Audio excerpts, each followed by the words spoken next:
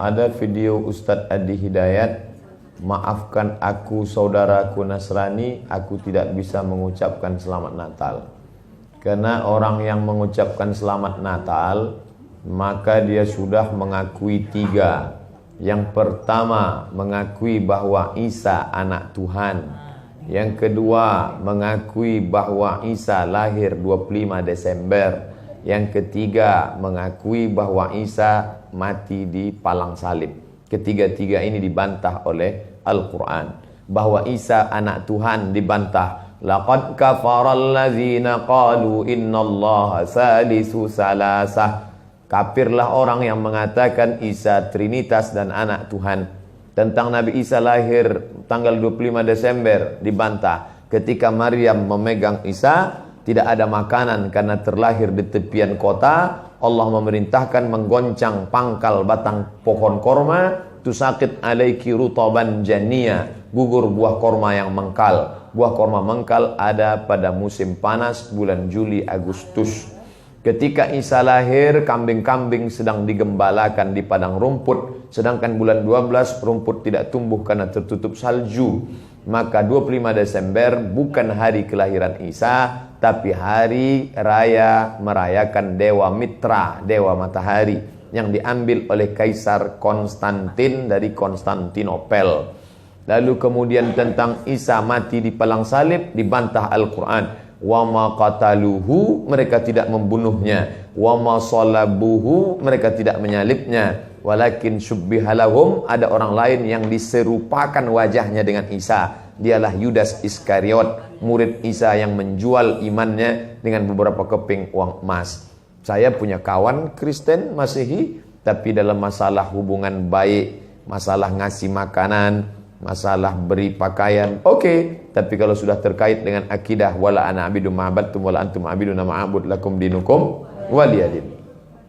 Tentang masalah tahun baru, apakah 1 Januari itu bersih, tidak ada hubung kait dengan agama? Maka tidak benar. 1 Januari 2018 Masehi, seolah-olah Masehi terkait dengan Al-Masih Isa alaihissalam. Itu kalender dibuat oleh Kaisar Julian dari Romawi kuno. Kaisar Julian membuat kalender, maka dibuat nama dia Kaisar Julian, maka disebut Julian kalender. Lalu kemudian Julian kalender dibawa ke Vatikan, dirobah oleh Kaisar Raja Pendeta Paus Vatikan bernama Paus Gregorius. Maka sampai sekarang disebut dia dengan Gregorian kalender. Lalu kemudian ketika terbentuk PBB, United Nation, Persatuan Bangsa-Bangsa, bingung mau pakai kalender apa? Di dunia banyak sekali kalender. Maka diseragamkanlah, dipakailah Gregorian kalender. Yang sebelumnya kita kerajaan Pasundan, kerajaan Demak, kerajaan Riau, Sendripura itu pakai kalender Hijriah. Termasuk Yogyakarta pakai kalender Saka, karena Sultan Agung Jawa mengkawinkan antara kalender Jawa dengan kalender Hijriah. Karena ingin mendamaikan antara Jawa dengan Islam. Maka setiap menyambut tahun baru Saka sekaligus menyambut tahun baru Hijriah. Kalender Masehi muncul belakangan, tidak tepat penisbatannya kepada Al-Masih karena Isa tidak tahu menahu tentang itu. Itu murni diambil oleh Kaisar Gregorius yang diambilnya ke Vatikan menjadi Gregorian kalender. Jadi kita menyatakan tahun baru, betul tahun baru, tapi tahun baru Romawi. Tahun baru Romawi, jangan kaitkan kepada Isa alaihissalam. Dia masih terkait. Adapun tahun baru Jepang tak ada terkait dengan akidah. Nah ini tahun kalender yang baru. Tidak meyakini bahwa dengan kalender yang baru ini nasib berubah menjadi baru. Siapa yang asap malam itu paling banyak mengepul ke atas, maka rezekinya yang paling murah. Lalu membakar ayam sampai 2000 ekor.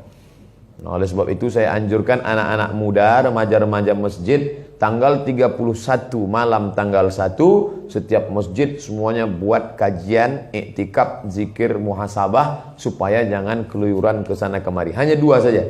Anak-anak muda pergi ke masjid mulai jam 10, jam 11, jam 12, jam 1, jam 2 atau habis isya tidur. Saya nggak bisa tidur Pak Ustadz. Biasa malam kalau nggak bisa tidur, habis isya makan Antimo 2. Nguap tidur langsung. Itu saja. Adapun nanti Ustadz malam tahun baru apakah buat muhasabah di masjid? Enggak. Saya berangkat 28, 29 umroh, maka tahun baru di Madinah. Tahun lalu juga begitu. Tapi tahun sebelumnya dibuat acara muhasabah. Wallahu a'lam.